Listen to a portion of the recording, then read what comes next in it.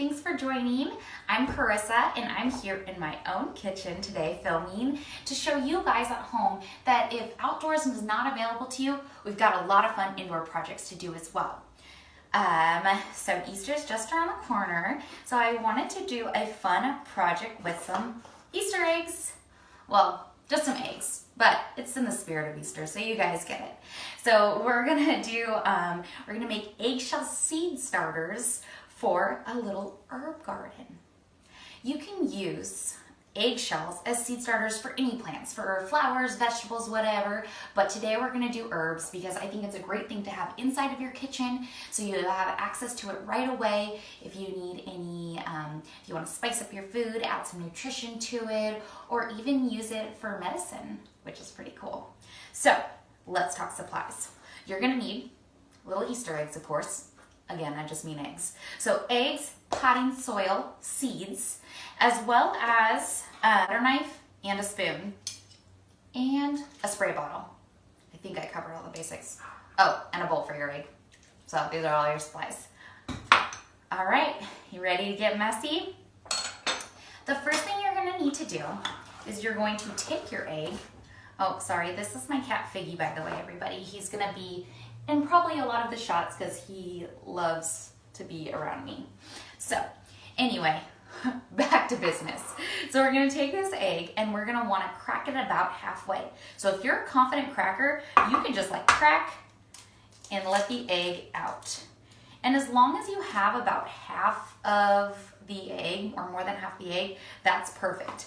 If you need a little practice or maybe you're kind of too strong and you like bang the egg too hard, you can always use a butter knife, and that's why I brought a butter knife here. And what you'll do is you take the smaller part of the egg and you kind of tap it all the way around, lightly tap. And then you can peel the top off. Figgy, please no.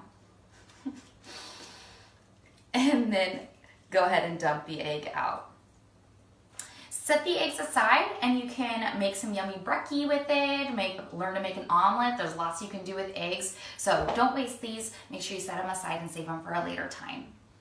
I was trying to figure out where I could put it where Figgy wouldn't get to it. Then you're gonna wanna take your eggshells and give them a nice little wash. Oh, introducing Annabelle, everybody. This is my other cat, Annabelle. I have 3 to be clear. Not that crazy of a cat lady. Yes, I am.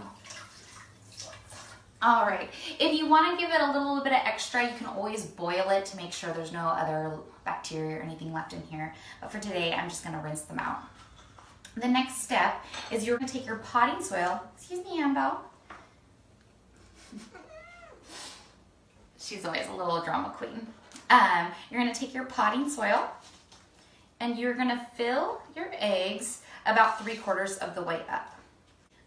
And then with the spray bottle, the reason why I took the spray bottle is you're gonna want, like if you saw our seed ball video, seeds love a nice moist environment. So we're gonna take the spray bottle and we're gonna spray it a little bit to moisten the soil before we put in our seeds. So I'm choosing today a chamomile seed.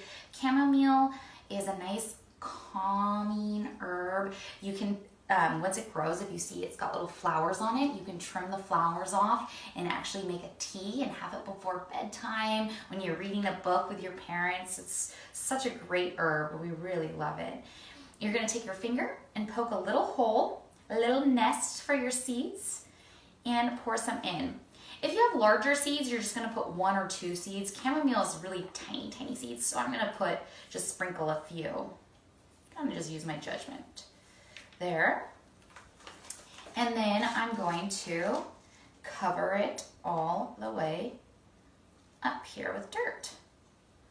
Dirt. I mean potting soil. We want it alive with those nutrients. And then I'm going to spray it one more time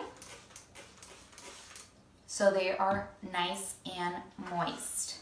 So we will take these eggs and I'm going to put them in a nice warm spot in my home. So for me, it's gonna be the windowsill, and that's what I would recommend for you. You place it on your windowsill and it gets a lot of nice, warm, reflective heat so the seeds can start to germinate and this little sprout will come out in about 10 to 14 days for chamomile. You'll know what the different herbs or any type of seeds that you want if you just read the directions on the packet that you get.